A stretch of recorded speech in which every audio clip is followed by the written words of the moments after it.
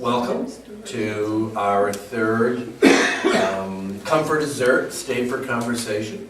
The previous two, and many of you were here for both of those, the George Clark and the Esther McWhinney discussions, conversations were very special occasions, and I think you're going to have a very special experience this evening. Thanks to Helen Booth, who created this quartet. We have on my far left Bob Cheeseman, for those of you who don't know Bob. Helen, who says she doesn't know anything about Chazy because she didn't grow up here. But Helen knows a lot about Chazy. And a very special guest in the chair that she didn't really want to sit in, the seat of honor, Daisy Baker, who is a native of Chazy and a graduate of Chazy Central School, class of 33. Class of 33, she said with pride. And then the baby of the group, Tina Trombley. So, welcome to the four special conversationalists. And thank you, Helen, and take it over. I'll take it over. This was my idea, and I hope you will all participate as well as our team here. We started about a year and a half ago, and we were working on the book with Tina.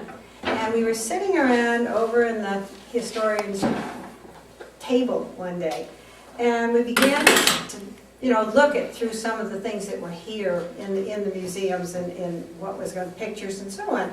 And as we were sitting there, everybody began to remember something and start talking about something. And as one of us would talk, the other would trigger something, and we had this most wonderful several sessions, really. It was just fun. Nobody wanted to go home because we were telling stories about what Chazy was like, and oh, I remember that, and did you remember that, and is it like that now, and was it like that then? And so that's what started this thing. So we decided, well, let's say Helen decided that it would be nice to have a few generations instead of all of us about the same age. So, these three people all grew up in Chazy as kids. I didn't grow up here as a kid. My mother and father were both, mother was born in Chazy, my father was born at the Landing. And all of their progenitors were all people from Chazy or the Landing. So therefore I have relatives all over, in Chazy and Champlain and at the Landing. And so I spent a lot of time here, both in the winter and in the summer. So I am here many times at different times of the year, but I didn't go to school here. And so my idea was to start with Daisy and let her tell about being a child in Chazy. Then we'll go to Bob, who's the next generation, as far as he's a little bit younger than I am. and he can do that one. And then we'll get to Tina, and I had hoped that maybe at some point we would get a youngster from the school here now.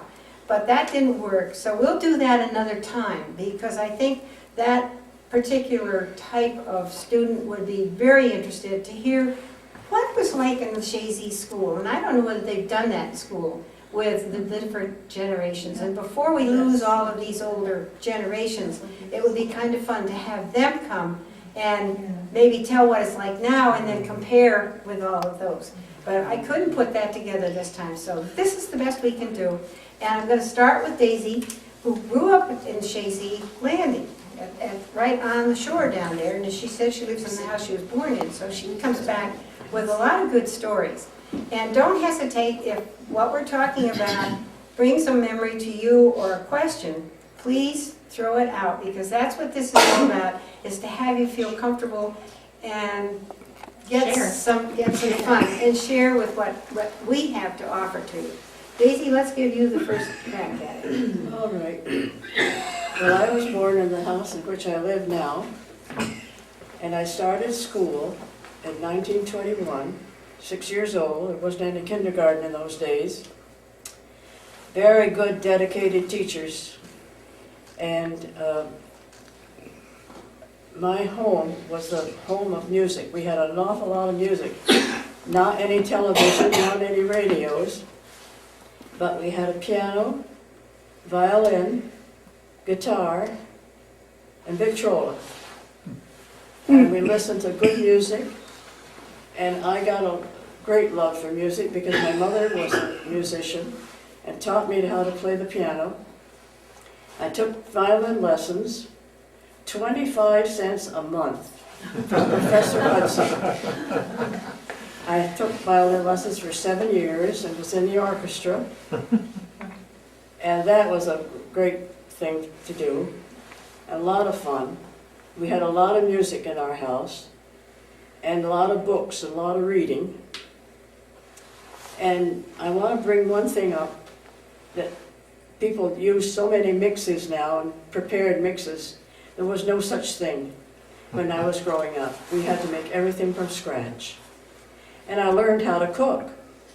And at 15 years old, I was hired by the Hubble family to cook for 6 children during the summer months.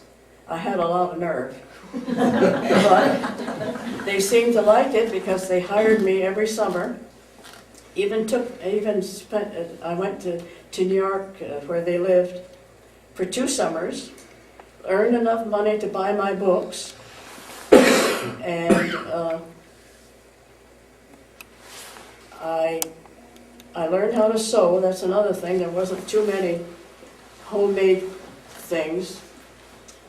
And when I went, during the Depression, it was awfully hard. We had a lot to eat, but not much cash. And I remember having to buy my graduation dress because there was no caps and gowns then.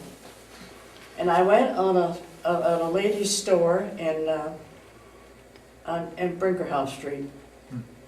Bought a lovely dress for graduation for $3. It was a nice dress too. And I'll think of more things, but How many were there in your family? How many siblings? what? How many brothers and sisters did you have? Well, that's You mentioned a lot of music. Yes, well, that's a long story. I came from the 3rd generation. You see, my father lost his wife and he had 6 children. My mother lost her husband and she had 2. So they got married 2 years after that, and I was born a year after that in 1915, 2 years after that, in 1915. And then my brother was born. And so we were quite a large family at one time. But as they grew up, they all went each their ways. So I was of the third family.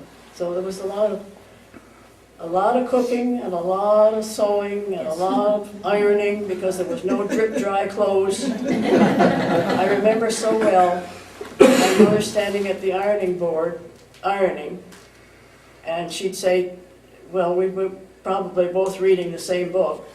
I would read a while she ironed, and then while I ironed, she read a while. I remember that very well. And I'll think of things later, probably. In 1921, was Mrs. Inglis there at that No, time? Miss Sabin. But she came shortly after, though. Yeah. didn't she? How did you get back and forth to school? Oh, that was a horse-drawn school bus because our road was a dirt road. So for 11 years, I rode in a horse-drawn vehicle. The last year of my high school, we had a paved road and we had a motor bus. The very last year, 12th year. And that was quite a thing too. And in the wintertime, if the roads were bad, they would put sleighs on the wagon, on the horse-drawn wagon. But if the roads got really bad and big snowstorms and big snow piles, well, then we had open sleighs. And the open sleighs, I have a picture here of our open sleighs, which I will pass around. That's kind of neat, too. And she says she knows everybody that's in that wagon. Yes. A lot of them are dead. My brother is at the very end, and I'm at the very front. And that was Mr. Sim Luck, who was our driver, a very kind man, very kind to his horses, because it took an hour to go 3 miles from my house to the school. So we got in the bus at 7:30, and we got to school at 8:30. But he was a nice man. First, yeah, right in the front there, make sure. And then, at the end of the day, they pick you up, and it was another hour home. So what time Yes. did you get home? Well, it was 4:30, or maybe around 4. Yeah. Yeah, 4, because the school was out at 3 o'clock at that time. How did you keep warm on those buses? I don't think she could hear. They're asking how you kept warm on the sleigh or the Well, bus. Mr. Miner provided lovely woolen blankets. And we'd put them, we'd sit on little planks, you know, and then we'd put the blankets over our knees. And we kept warm that way. There was only one boy, I won't name his name, took one blanket to himself, and I thought that was terrible. He wasn't going to share with anybody. Did anything change during the mud season, where the roads were terrible? The roads were very bad at that time. I didn't get the question. Oh, in the mud season, did they change the sleigh or the wheels or what? What did they do when it was real muddy? Well, they didn't, they went with the wheels, They went of with course, the- yeah. No, I don't know. She got to school anyway. Yeah, the horses had to work hard to pull us through, yeah. Well, she was telling me too that she took Latin and French, Yes. and how many years of each? 4 years of Latin and 3 years of French. Oh. College preparatory course. That was different in those days. What was it like being in the old school? I didn't hear. What was it like? I'm sorry. What was it like being in the old school building? It was good. I loved school. And I think it was very, very good. There was a lot of discipline, a lot of respect to our teachers. And we didn't mind it. We just knew we had to do it. It was the right thing to do.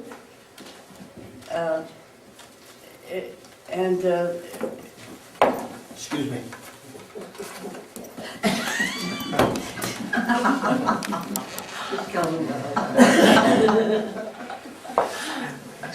You know, the teachers were, sometimes they had monitor work in the halls.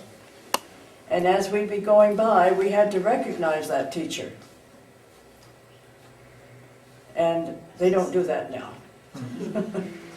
But we were taught respect. Did you? I really loved school. I just loved to go to school. Could I ask you if you had my stepmother as a teacher, Helen Dickinson? I didn't have her, no, because she taught a B class, and I was in the A class.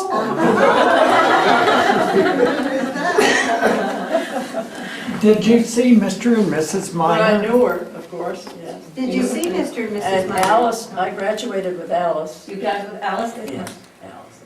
Her niece. Yes, Alice Dickinson. Yeah. Did you ever see Mr. and Mrs. Miner? Did they come to the school? Yes, they did. Yes, they would come once in a while and speak to us children. They'd see us in the hall and doing different things, yeah. Well, that's interesting. And they used to sit, and they had a certain place where they sat in a balcony. Do you remember that, where they used to sit? So they could see the organist play the organ better. They could see his hands. That's why they wanted, yeah. Did they have portraits of Mr. and Mrs. Miner in the school? And through any of your times, did they have a picture of Mr. and Mrs. Miner? I do think Oh, they had a picture of Mr. Mr. Minor. Minor. Yeah. There's one still in the Yeah. line. As we were going up the stairs, I remember there was a lovely picture of With Mr. a light Minor. on it. Yes.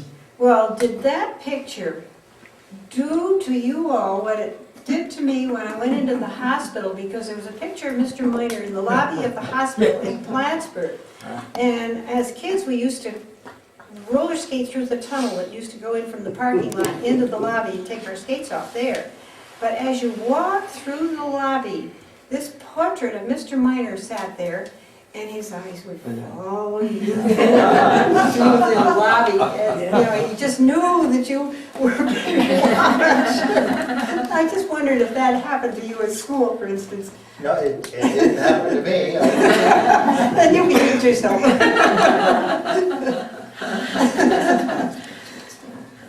Well, tell us a little bit about your growing up in school then here.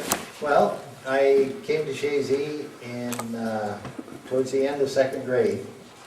The first day I went to school, Mrs. Inglis gave me my little quiz to see that I was in second grade, and it was the 1st of May, and she gave me the quiz to see if that's where I should be put, and I guess I was all right, because that's where I went. And that day, the second grade was having their play. And the only thing I can remember about the play is Andy Spear was an old man with a bag on his back. I don't remember what the play was, but I was up in the back balcony. And It wasn't Santa. An right? old man with a bag on his head? Yeah. It wasn't Santa, no, it was in the spring. So, and somebody told me what the play was, but I don't remember now. And of course, as time progressed, we learned a lot about respect. And we had to take our hats off at the door. Of course, I learned that. I started school in Champlain, and we had to do that over there too. But one of the things over here that I remember going to school, I probably was in 3rd grade at the time. We lived across from Riley Ford, where Paul LeBear lives now. I was walking in the snow, got just to the bridge, and I heard a car stop, and looked over, and there's John Mislavsky with his Pierce Arrow. He says, "You want to ride?" Well, I said yes, so I got in. And he got me off at the, well, what is now the out drive of the main entrance, but at that time it was the only way in. And so I was pretty proud about that, to get a ride in that beautiful car. And that car, as I was told by the man that junked a lot of things up there, they cut that car up and sent it to junk. Oh, my. And that was, to me, a terrible thing to do. Oh, yes. But the school was always a good place to go. It was always a lot of, of course, you saw all your friends, and the teachers always kept you busy. 5th grade, Mrs. Narrow took the whole class down to home ec and taught us some cooking. And I got pretty good at baking cakes. Well, I don't want to toot my own horn, but my mother used to have me make the cakes for the church luncheons or dinners that they'd have. Wow. She was supposed to make a cake, so she'd have me do it. And it was from scratch. Did she give you credit for it? Oh, well, I don't know, but I had fun doing it, so it didn't make any difference. Well, Bob, she lived at the Landing. Where did you live? Right here in the village? Yeah, well, the first 2 years, we came in 1944, and the house right across from Riley Ford. It used to, Hubert Patnaud owned the garage, the Ford dealer, with Patnaud Motors, and he also owned that house across the road. And my father rented it from him for a couple of years, and he wanted to buy a place, and Might ask him. he thought maybe he'd buy that place, but there wasn't enough room for his trucks. So he bought the place from Andrew Pelkey, where Tina lives now. And there was an acre of land, so most of my time was spent up on the Minor Farm Road. And I made a lot of trips down to the village at night to the Samovar restaurant, which was in, at that time, the front of the DeSalle block, which was the building between Chazy Supermarket and Weathercock. And I'd go down there, and there's always a bunch of kids around there. And one thing that I remember is Jimmy Blair used to put a nickel in a jukebox and get a certain song, and he'd jig. He had a very good little jig. And I was always home by 8 o'clock, so I didn't stay out too late. You didn't cause any trouble. Well, not really. And it was always dark between that place and my house. We cut across by the sale barns and across the track, and we'd go home that way. But that was a nightly routine. When we were living in the Pat Note house, as we called it at that time, of course it was during the war, and there wasn't a whole lot of toys that you could buy, especially anything made out of metal. I did have a wagon, and that wagon got a lot of miles on it going between that house and the railroad station. The sidewalks were good back in those days, and we'd go up and play around the station and go see Mr. Dressen, the station agent, and listen to him when he'd telegraph other stations and take messages in. And Mr. Musso would go up with his horse and buggy to collect the mail, because all the mail came in by train then. And we'd watch the trains when they were working across, because the yard there had quite a few tracks. And there were always dropping off freight cars for people to pick up what they wanted. And then the work trains were there, well, fixing the tracks, the switches, and that was always interesting. And of course, they were all steam engines, and that was just great to hear them and see them and smell them, you know. And that took up a lot of time. And then, of course, the sale barn took up a lot of time when they'd have a cattle sale. On those days, well, I'd end up over there. And I'd get right in and help. I don't know how much help I was, but, you know, between, I was 8, 9, 10 years old. They had a little lunch stand in there, and that's where I'd end up helping out. Sell hot dogs. But some of the other boys would be out with the cows, but I wasn't quite sure about that. Those are pretty big animals for me. Well, you were telling me about taking pictures too. We were talking about, I asked about the building across the street because I'm trying to remember, Ralph McEwen's store used to be directly across the street here. And it is the building that's still there now, and it's an apartment building. But that used to be a dry goods store. Was that in operation when, Mr. McEwen ran that Mr. one? McEwen ran it, and then Leo Tran took it over after that. Okay, yeah. And you could go buy a television or a shirt or a pair of shoes. I remember it being there, and it had big stairs all the way up across the front of it. Yes. And then the post office was off. Yeah. Yeah. Do you remember that, Esther? Do you remember Ralph's? Oh, yes. I remember when Mac came home from the service, Mr. McEwen was waiting for him. He wanted him to run the store for him. And of course, Mac decided to work with his father instead of that. But they had, Mac used to say he learned how to cut glass. He had a real diamond in his safe. And he used to cut glass for people with his real diamond. Am I saying that right? You're saying it correctly. I remember that story about Mr. McEwen and his diamond. Yeah, that would be very interesting. Well, he was talking about taking pictures some time ago and comparing them with today. Tell us a little bit about those buildings Well, that you were taking. 30 years ago, I should have brought pictures in. Yeah. 30 years ago, I went up on Grey Gables, up in that little, well, it looks like a railing, square railing up there. And I took pictures north and right around, full circle. And they were in with a bunch of slides that I had. The same slides, the same time I took the picture of you. And I I have a way now to convert the slides to prints, so I did, and I said, you know, I've got to get up there now and take those pictures Yeah. again to see the Great. difference. So the other day, I caught Fred Weiss, that's his name, Weiss, isn't it? Yes. That owns the place.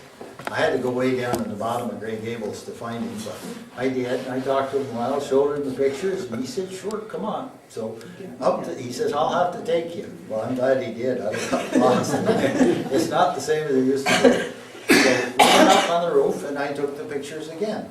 And of course, you got the water tank that's there now, and the church without a steeple, and Ethel Baker's store and house are gone, and the garage is gone, and you can see the difference with Stewart's in there. And I did take, this time I had a telephoto lens, so I shot a view from like Bob Neverett's house north, and you can see Riley Ford real good, and the McCullough house on the hill, you can see that a lot better. But it's, I have those pictures, and we'll put them together and Yeah. so that we can compare the difference. There is one thing, talking about the post office side of the McCann store. Mary, do you remember the day that Gerald Sweet threw us out? We were in there, Mary and I were on this side, and of course Gerald was postmaster, and we were talking politics. And our politics didn't match his, and his face, remember, he got real red? And we were out. I'll never forget that. That was so funny. We laughed when we got outside, but we felt bad that he got so upset. But we were all good friends after that, so it's nothing that caused any problem for any great time. I think a lot happened on the post office steps I expect through the years. I have a friend that a lot of you know, Mary Fraser Gray, Yeah. and she has a daughter, and about the same, a little younger than Ellen. And so whenever something comes up about, well, how did we get to know each other and so forth, and she'll say, well, we met on the post office steps because our daughters were fascinated by each other, and they would always talk. So we began talking too, and became friends. I think there's a lot of stories about the post office steps. Well, my Aunt Florence was one of the early postmistresses here. Apparently my grandmother was a postmistress, and then she, when Aunt Florence got out of college, I came across her appointment to the post office not long ago, and I was kind of surprised to find that Aunt Florence had been postmistress here in Chazy. That's Florence Atwood, Florence Doan, actually, years ago. But that was when the post office was down farther, I think, before that. It was, when we came here, it was in the IGA store Yeah, on this side of the that's where IGA she store. was. Oh, yes. Yeah. So, well, Tina, it's your turn to tell some stories. I've got a whole list of funny things, so that. Most of my life I've spent here in Chazy, but I kind of came and went. When my mom was pregnant for me, we lived near my grandparents across from the Grigware farm. I'm more rural. I'm a rural Chazy. I was never a downtown Chazy person. So out south Route 9, if everyone knows where the Grigware farm is, that's where I grew up. And then we left for a while, went to Connecticut, Katyville, then Connecticut. Then I came back. We came back when I was in 5th grade, came back to school in Chazy in 5th grade, old school. So I was in the old school. I remember being in the old school. And I didn't like the old school because we'd have classes in the basement, and then we'd have to get to our next class, which was like on the 5th floor or something, and you had to rush up the stairs to try to get to class on time, and there was all these kids in the hall, and I was always terrified I was going to be late. I always wanted to be on time for my classes and stuff, so I always hated that. I hated the big elevator that we had to all get squashed into to go to the lunch. I know, if any of you remember that, but I was terrified, like, oh my God, if this ever breaks, all of us are dying right now. Because there were so many of us all in this big, gigantic elevator. And I remember Bobby's father-in-law he would run the elevator. I can't think of his name right now. Pelletier. Bobby, yeah.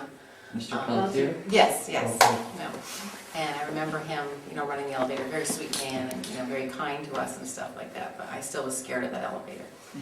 But, and I remember that, as far as talking about school, we had, when they were just demolishing the school or getting ready to, when we finished in 6th grade, we had to carry our desks from the old school into the new school. They didn't hire anybody to do that. All the kids were put to work and we did all the work. So I remember doing that as far as that That was goes. before Christmas vacation or Thanksgiving? Yeah, I don't remember what time of the year it was. I just remember, like, we've got to carry the desks. So we all just, got, pitched in and everybody did it. And, it wasn't just the guys doing it. Everybody did it. Yeah, So we carry all- your own desk, Yeah. bring your own desk. Yeah, so I remember doing that. So I was part of the old school, half in the old and graduated in '74 in the new school as far as that goes. So,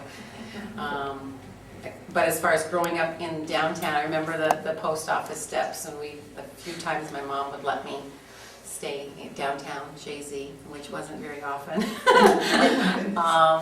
Well, did you get ferried back and forth by a bus at that Bus, time? yes, it was a bus with wheels, No, but like buses now, I'm just wondering, were they running in that direction too? Yes, oh yes, Same way they yes. always do. Yeah, after Mrs. Banks was my several- bus driver, Yeah. yes, she never liked it we tended to have a lot of fun on the bus, and if we got a little rowdy, she'd get upset with us, but oh well. I bet you she'd get rowdy in school then. No, in school, like I said, we were. Tina never did. No, I was a good girl. I was a good girl. I was always, Those other bad people. there was, there was. I remember everybody talking about Mrs. Inglis, so that's why when you were asking about her. Ours was Miss Brothers. Speak about She was our taskmaster. I remember that we were never allowed to wear pants to school until, I think it was 8th grade. 8th grade was when we first were allowed to wear, pants to Pants, school. dress pants. Yeah. And when was jeans? Well, I When were remember down? going to my great-grandson when he was having a little first kindergarten thing going on in the gym. And I hadn't been to the school for quite a while, Mm-hmm. And I saw these teachers coming in with these slacks, and I almost fell over. I thought, they wear slacks now? Teach? I thought they would be dressed up with dresses and skirts, I was mortified.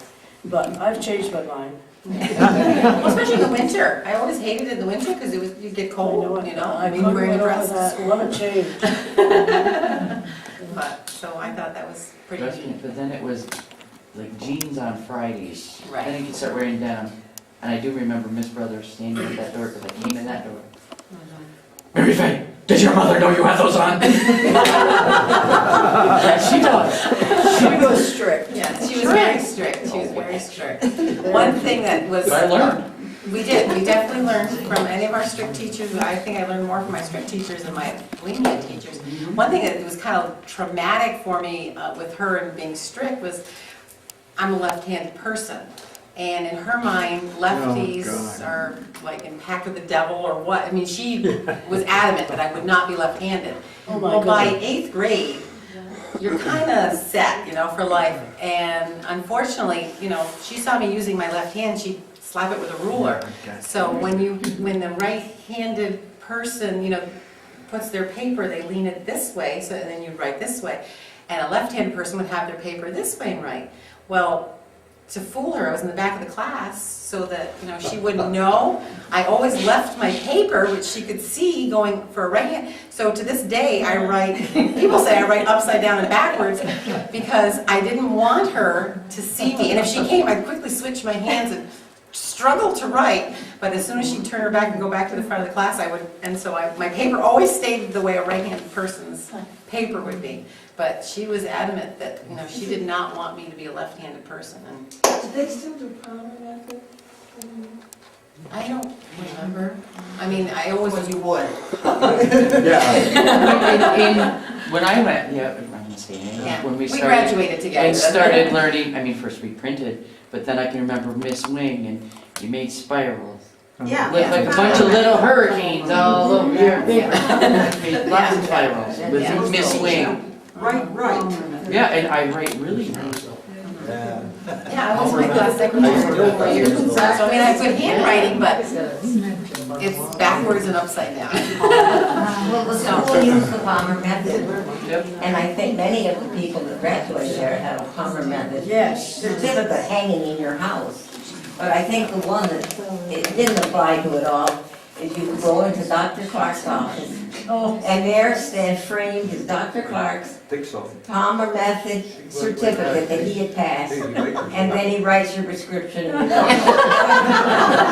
You have no clue.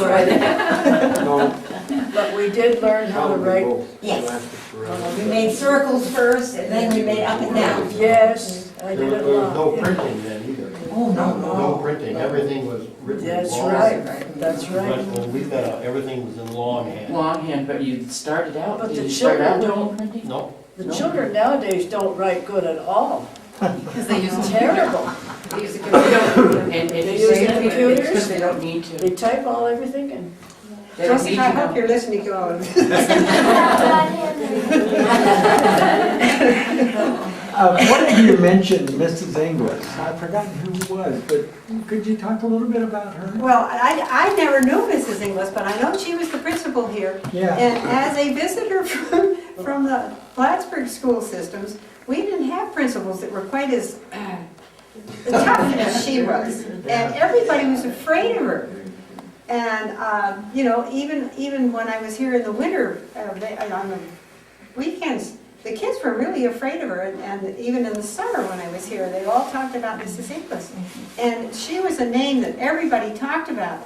And I thought somebody here maybe would have remembered her, but maybe not. we had it. Oh, Yeah, yes. we had it. all I had had her, Yeah. Esther had her. I surely Okay. remember Mrs. Inglis. Well, Well, why were they afraid of her? Was she? Well, she was very, very strict, for Yeah. one thing. She was very strict. And when Mrs. Foreman played the march for us to march in, it had to be perfect. Do you know that? Do you remember that? And if she, We had to Mrs. practice Foreman, marching in. What? Make sure, we had to practice marching in to Yes. make sure that it would be perfect. I should When say. she arrived, Mrs. Inglis arrived on the stage. Right, that's right. And poor Mrs. Foreman, she used to get so nervous about it because Mrs. Inglis was very, very strict. Oh, my. I'll never forget that. She always had 2 pencils. Remember what she carried in her hand? And She always always, had a pad in her hand and 2 pencils. Was that to write down wrong things? I never got to see what she wrote down. oh, my. Can I tell you a story about Mac? When Mac and I were going together, we started going together when we were in high school. And Was that against the rules? almost. And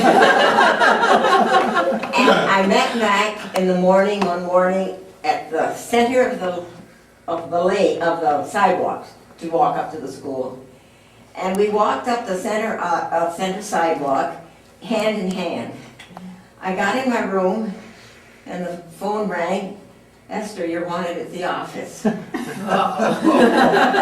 so I got down there, and there was Mac. Mac and I weren't in the same class. He was a year younger. And Mac was in the office also. And we were taken into Mrs. Inglis' office, and she said, I'm very disappointed in you young people, the way you act on the school grounds. I'll never forget it as long as I live. Oh, my. Yeah, she was very strict. And as I said, I was scared to death to even go near the school grounds when I came up here to visit, because I didn't know what this. How old would she have been then? How old was she? Too Yeah. old.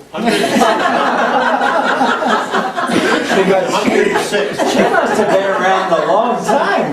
She was there at the very beginning, wasn't she? When Bob and I were in school, she was 120. Joe, she was here a long time. Yeah, I know she was. I mean, wasn't she the When I first was in person? my senior year in high school, she left that fall before. She left, so when I started my senior year, which is, when did I graduate? In 38, I started my senior year, and she was not there. Mrs. Niemeyer was the new principal. Okay, I remember that one. That Did she not- believe in holding hands? That did not, I never gave her a chance. That didn't work out, and before I graduated, Mrs. Inglis was back in school. Right. For graduation of my senior year in '39, she was back. I think she had. Do you know, direct line one time in our responsibility French to class, Marbury in Chicago.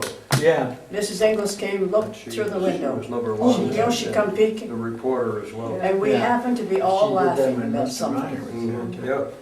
I don't know what it was, something that happened in the classroom. Well, I was called down to the office, and I was asked why we were laughing. Well, I have to make up a story, you know.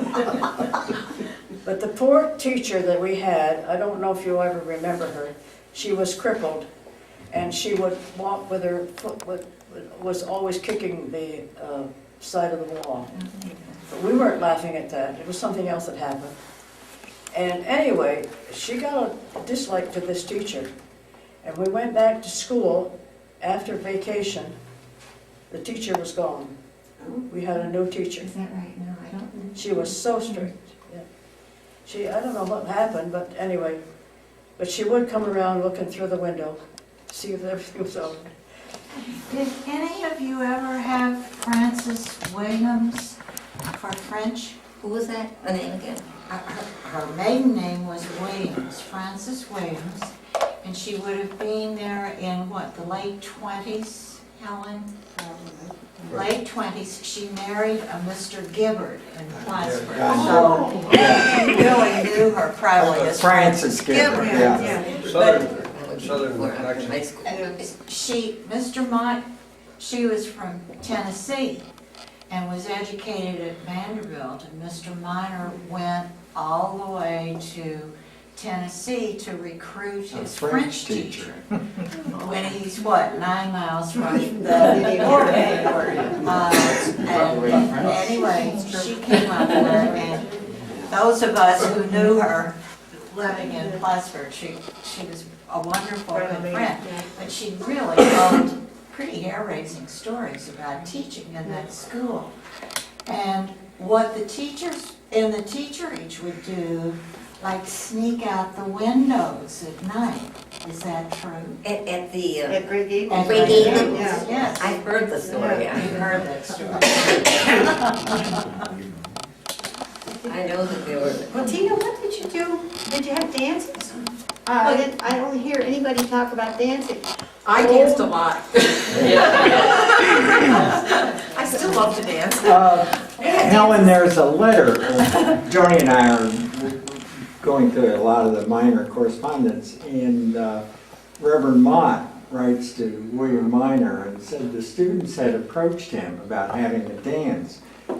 And Mr. Minor, here's this man that's got this company, he's traveling, he's doing all this, he writes back and says, you can only have 2 types of dances. One was the waltz, and I don't remember what the other one was.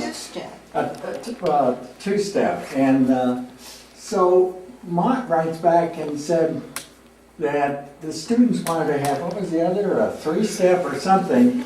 And he went to see Mrs. Minor, and so he says in this letter to Mr. Minor, Mrs. Minor said she thought that the 3-step would be all right. So here's this guy, he's got all this business and worries about whether he's going to have a waltz. Two-steppers.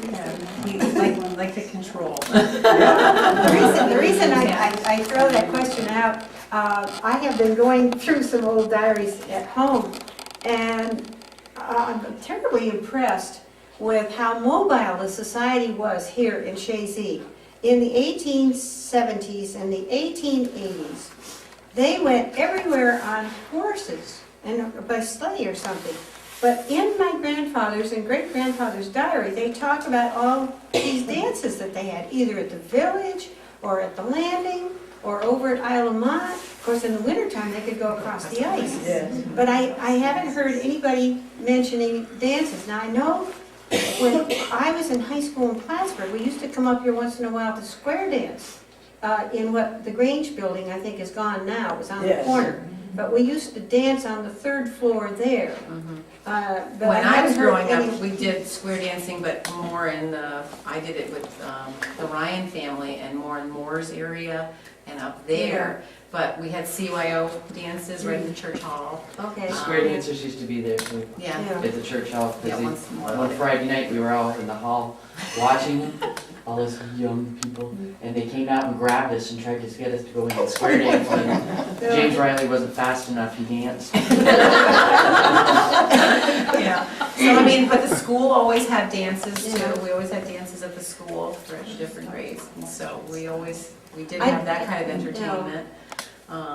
And Daisy, what was your junior, remember you always had a junior prom? What was that like? Oh, my. What a difference than today.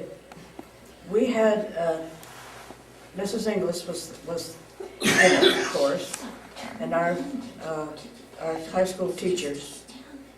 We had it in a classroom, in one of the upper rooms, and it was and we had a Victrola that played certain music, very slow music. We could get up and dance if we wanted to. And just talk with each other, talk with each other, very quiet, very sedate. And when it only lasted a couple of hours. And when we were to leave, we were to thank Mrs. Inglis for having this prom party, and thank her for letting us have our class rings at that particular time. And that was it. What a difference today. What time would Think that of have the been? proms. What time in the evening would it have been, the prom? What's that? What time? With 6 or? It was early evening, probably 7 till 9 o'clock, something like that. Oh, yeah, it was over with quickly. Did they have entertainment? Why, I found a little poem that was read at a junior prom. Did you? My stepmother had it. Oh. Did you have any entertainment? Did they do anything like that? Well, this is a little poem, and it was made up and read during a junior prom, and Oh, I that's see. why I asked you. Have you got any of the inheritance books? Oh, yeah. I have to.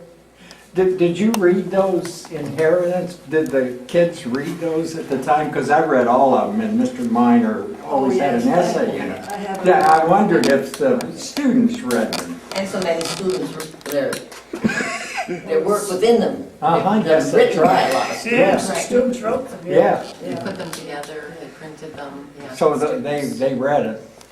Speaking of Mr. Minor, do some of you remember going up to the Minor farm? I, as a kid, remember going up because we spent the summers here. We had our own little garden. But we used to go up to the Minor farm and buy groceries and buy fresh vegetables and things. And I have a clear memory of being up there and watching them scald pigs and, actually do the butchering and that kind of a thing. Do you remember any of you doing that? Oh, yes. Because I haven't heard anybody mention that. It was kind of fascinating. You could call in your order and they deliver. Yes. When would that have been? What Well, this year? would have been in the late 30s. Late 30s. Yeah. He went on till in the In the 40s. 40s. It was in the 40s. I We were there in remember 46. going with my father up to see Mr. Lestage at the making of meat The big market. house was still there at that time. I remember seeing the big house, for instance. Well, how about Bullis's boarding house? Do any of you remember the boarding house? I think her name is Joyce now, that's running the fine dining room over there. And that boarding house, during the 30s, this is when I was younger and my family were all living up in here, because I had grandmother in Chazy.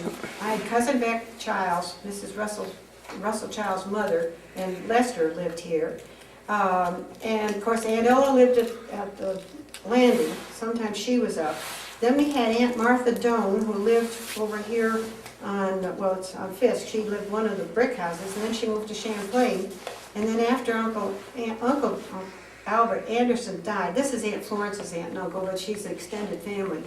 And so they all came down here and boarded in that Bullis's in the wintertime because they couldn't live in the big houses alone. And it was too cold and it was cheaper to board over there and eat. So we always used to come up for Thanksgiving, for Christmas, and for New Year's Day. We all ended up over at Bullis's for the big dinners. Because grandmother, of course, wasn't able to cook in her house, and Cousin Beck did have us once. And the one day that Cousin Beck had us for Christmas, I was about Jessica's size, I think. I probably was just about her age. And we went skating on the river down back of grandmother's.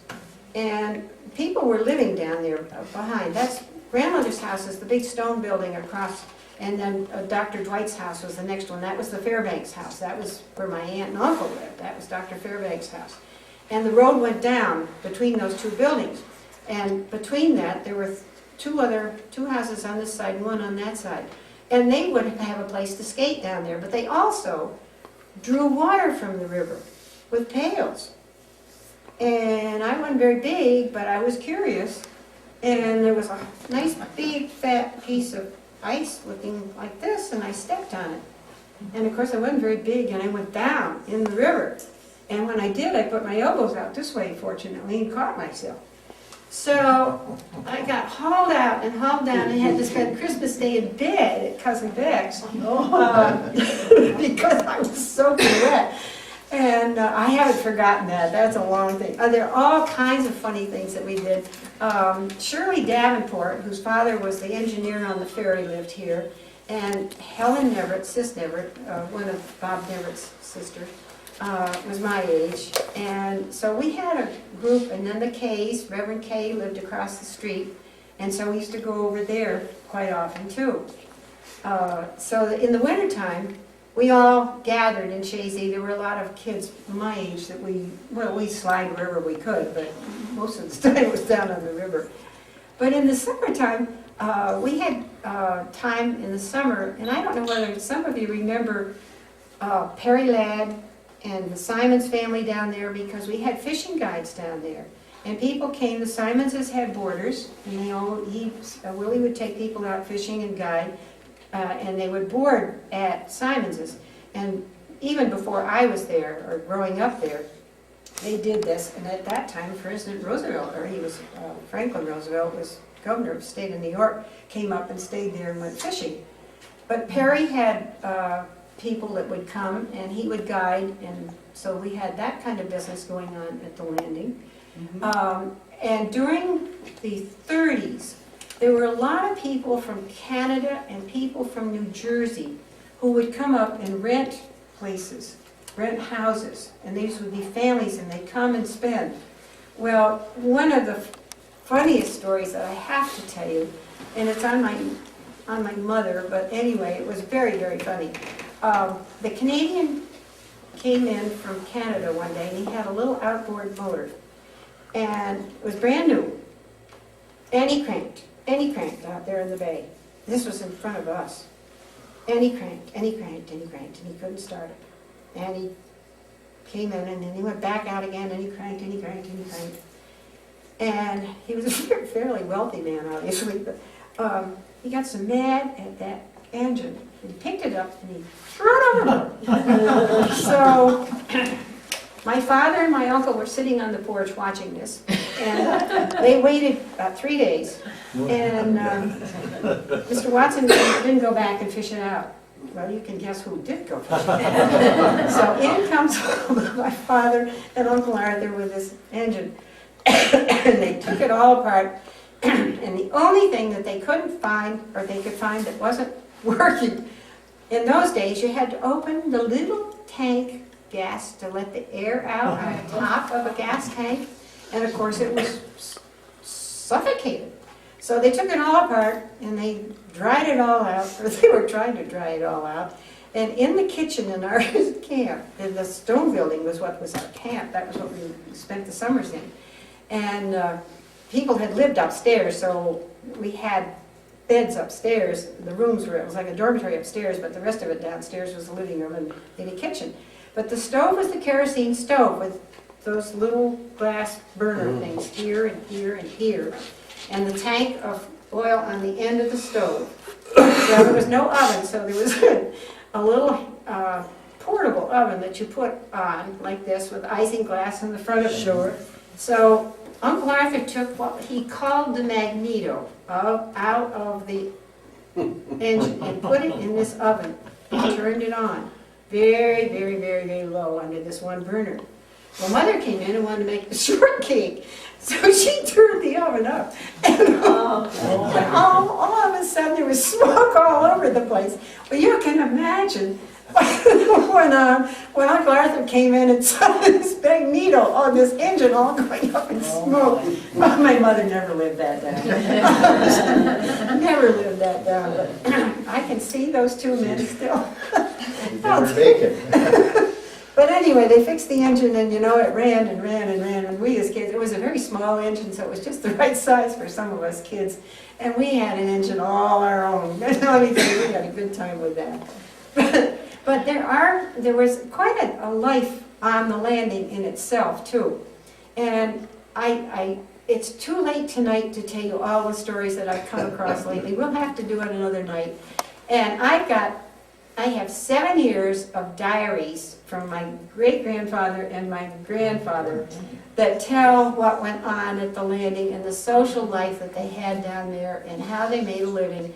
But every single day in all those years, every single morning, there was the weather, which way the wind was blowing, and where the lake, if the lake was open or closed, or what the roads were like.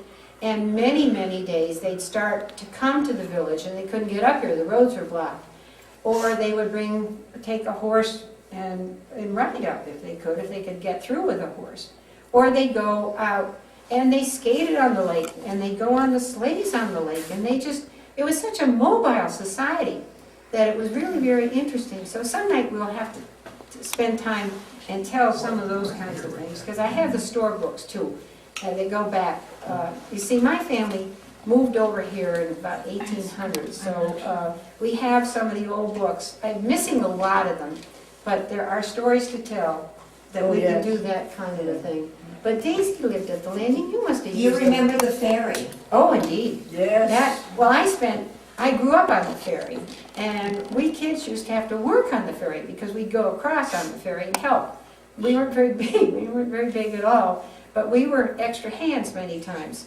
How long did that run? It ran until about 1941. I think that was the last year it ran. But there were two different kinds of ferries, and we used to go out. No, that's sweet. The sweet ferries, the Twin Boys ferries. Twin Boys. Twin Boys. Yes. And I didn't bring pictures up of that, but I do have some good pictures. I'm hoping Maggie and Dick Dodds will sometime this summer we can get a time when we can all talk about the ferries, because of course Gerald ran that for so long. And Alan Davenport, this is Shirley Davenport that I spoke of, she lives in Burlington. I was going to try and get her to come over tonight because I think they used to live in Chazy, and Alan worked, of course, on the ferry. He was one of the engineers on the Twin Boys until it closed, and then he went to work for the Lake Champlain Transportation. I never got to ride the ferry, but our church always had their Sunday school picnic and their church picnic on the island. What would it be across? Almont, yeah. Almont, that's it. They go over And we all would ride over, take our lunch and ride on the ferry over across the lake. Well, I thought that was. We fortunately used to go to St. Anne's Yeah. too that way. Yeah. On a Fortunately Sunday, for us kids, sometimes we would go out with the boat, and I went with John Atwood, and the two of us went around the island with a little boat, and we got on the south end of the island with this same little boat, and we got into more wind than we could handle with that little bitty boat, so we drew the boat up on the end, right on the end of the island, pulled it right straight up because we were afraid to come home with it. Walked all the way down to the ferry, of course, and got home on the ferry, but of course we got chewed out. How many people could get on the ferry? Oh, well, they could take, when it finally closed on that ferry, that was in the 30s, 40s, they could take eight cars, I think, at a time. And of course, it had leeboards on it, so that it was an interesting ferry, because if we had a lot of wind, it depended on which side they put the leeboards down, like it would be a centerboard, but they were leeboards on both sides of the ferry, and it depended on where the wind was coming from. And they worked with that. At the ferry landing, there used to be a little shack called the Sugar Shack at the time, and my great-uncle Emerson Ladd, who was Debbie West's grandfather, his name was Emerson Ladd, ran that for a long time. And you could buy candy and stuff like that. So as kids, we used to go roaring down there to the shed at the ferry landing. And that's right there where the Codys live now. That little piece of land that goes out there, that was the ferry landing. Mention Baptiste. Oh, well, Baptiste was before, and that was, he would ride the ferry, and he was a Frenchman, and he would sell little pamphlets all about little poems that he had written. Some he had written, some he had plagiarized from someplace else. And those are collector's items, because some of the poems are really very good. I got 2 books. Have you of Baptiste? Yeah. Mhm. They're funny poems. Yeah. Very And I, for a while, I was practicing, and I got So you can read it good? Yeah. Oh, The the dialect was The one. dialect was one. You have to practice it. Yeah, Definitely. it takes a So while. Well, yeah. I've got a Met little at diary. Ashford State My Law School. We were- grandmother, my mother's mother, You know all kept when she taught school. Oh, And really? it's only about this big, Not bad. and it's all in pencil, and it's hard to It's read. smeary, yeah, it's very hard to read. But it tells how many scholars she had that day, and how many couldn't come, and Yeah. if it was raining, and different things, you know. Yeah, it's quite interesting. They all, What year would that be? What year would that be? Oh my. 73 when she was married. It was before 1873, must have been 1870 probably. Oh my gosh, yeah. they all used pencils then, they didn't use Yeah, ink at all. that's- Yeah, no. And unfortunately, that's what I'm running into, is trying to translate some of that, because it has smeared badly. Yeah. That's very valuable. Yeah. Well, I don't know, we're really over our time, aren't we, Fred? No, it's fine. But has anybody got any questions that come to mind that you would like us to answer while you got us here? Things that I've got a whole list of things, but I'm not gonna tell you all tonight. Oh, come on. And I'm sure Daisy's got some more too. Oh, I think I've told everything now.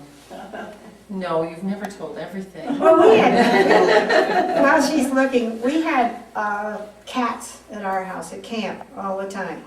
And every cat in our family had to learn to swim. Cats can swim anyway, but they all learn to swim.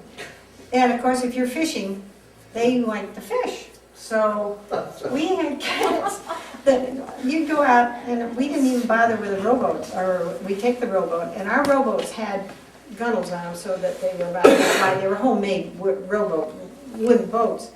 And you'd be sitting off the point from, 40 feet out. First thing you know, the cat would come swimming out, climb aboard, and sit there and wait for you to catch him a fish. And Oh my gosh. It was just like a puppy out there, but all our cats learned to do that. And So they like the water. and you'd go to row like this, and the cat would step over the oar. So, but they were expecting something to eat. You had to be careful. You had to get the fish off the hook before they grabbed it. But it was, you had something you were going to tell us. One other thing, that was all I wanted to tell you about, is before we had electricity, we had gas lights in the house.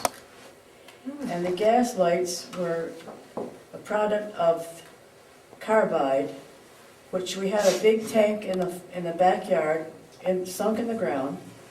Carbide was delivered to us, and carbide was pulverized limestone with carbon added to it. It made acetylene gas, and that was piped into the house. And we'd flick a little chain, and the light would come on. It made a little funny little sissing noise. And that's what we had for lights until we had electricity, which didn't come for a long time. And the first phones came through the landing at about 1901. The first phone lines apparently came down through the landing. Did you have a phone about Yeah, 1901? we did. We had a telephone. That was one thing we did have. Yeah. It was hard to keep up with the news. I remember we got a paper, but of course there wasn't any radio or any. Yeah. What paper would it have been? It was called a Republican, the Republicans. So, was that the predecessor of the Press Republican, would it have been? Yeah, Yeah. yes, so, I think so. Yeah. We Um, What's that, 3 newspapers? Yeah, oh, yeah, that's right. Oh, there's so many, many more stories to tell. I'm sure you all have stories to tell too. It really is, it's interesting because you look back at when I'm looking through the diary, realizing that they really were a mobile society. They were very sociable. They had oyster dinners. I mean, I didn't have an oyster. I don't remember eating oysters in my house until I was a full adult. But in my own grandfather's diary, he mentions coming to the village for an oyster supper. And I remember Aunt Florence and grandmother talking about having oyster suppers in Chazy. Yeah. Do you remember oysters? No, I don't remember. They did. Apparently the store, the grandfather's store at the landing, carried stuff like that because there were shipments of oysters coming in. But you know, somehow you didn't think about Chazy Landing being sophisticated enough to know what an oyster was, I guess is what I'm trying to say. I guess Chazy had the first electric lights in Chazy due to Mr. Minor. He had those put in one of Oh, them yes, he did. very early. That's why a lot of people didn't have it in their homes. And a lot We of, had street lights in Yeah. Chazy. and the mail came by train most of the time, because I know that. The mail came by train too, most of the time in those years. Well, I think we'll call this to a close. I don't want everybody to. Well, Helen, just do me the favor of going back and talking a bit about those early sexes at the landing. Oh. I didn't hear How what small? you She wanted to know about the taxes at the landing. They were troublemakers, I think.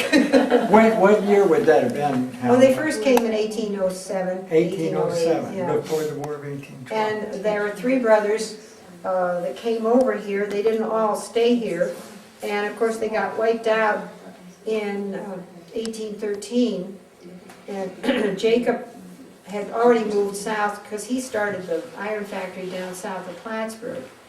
And Conrad came over, but didn't make the Battle of Plattsburgh because he couldn't come across, so he went back. And then Matthew stayed here. Peter went on to Canada. But they stayed, and then Matthew had, of course, Matthew married 3 times. So there were two major families. It was quite a large family. Some of the sisters, well, they didn't all live, but one sister went west, and Matthew stayed here, and 3 of his sons stayed here and ran the store. They didn't pay any attention to their sisters either, I might add. Going through the books, I find that the women part of that family got pushed aside. There's lots of stories that we're just beginning to find more about it. And I had a relative come in this last summer named Andrew Sachs, who actually went back to Germany and has been to looking up the family back there. He's one of Matthew's brothers' descendants from over in Vermont. They all landed in Vermont. They all thought originally that they were in Canada because they were a bunch of Tories was what they were. Yeah. And the Sachs family, some of them were Tories and some of them were patriots. And it was very interesting because I think it created a split in the Sachs family. And that may be why Matthew came over here, I'm not sure. They missed the Canadian border by a quarter of a mile, so they ended up being all Americans instead of British. So, And before we end, just one thing I would like, as the previous historian for Chazy, everyone has stories. But they used to write them down. They used to write them in diaries. They used to record them. They don't do that anymore. So think about some special events or things that have happened in your life and somehow record it, whether it's writing it or recording into a tape recorder or on a VHS. So this, you have something to hand down to your family. Because it would make you're creating memories for your children, your grandchildren, your great-grandchildren, that you may never know, but they would appreciate it at some point in time. because you don't have to write it all down, there's too much, but, pick some special memories and get them down, date them, sign them. It would be a fabulous gift to hand down to your families. And Daisy's gonna put the names of the people on the back of that picture too. The names of all those people are on a picture at the Minor Museum, Are they? because we did get all those names, and I gave the names to Oh, them. that's right, I guess And I they, did. yeah, they're all recorded, and they're Yeah. hanging in the Minor Museum. Because I got pictures from Annie Laura Scribner, who was one of my extended families, and I got them from Aunt Florence Atwood. Nothing on the back of them, and I don't know who all these I people know are. it, that's bad.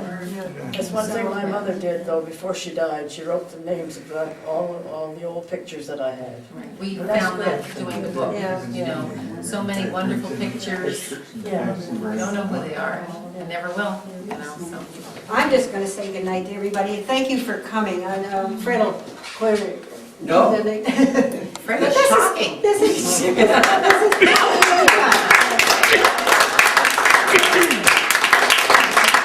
I hope you enjoyed our impromptu. Wonderful, thank you, Helen, thank you, Daisy, Tina, Bob, and I hope you take Tina's words of wisdom to heart.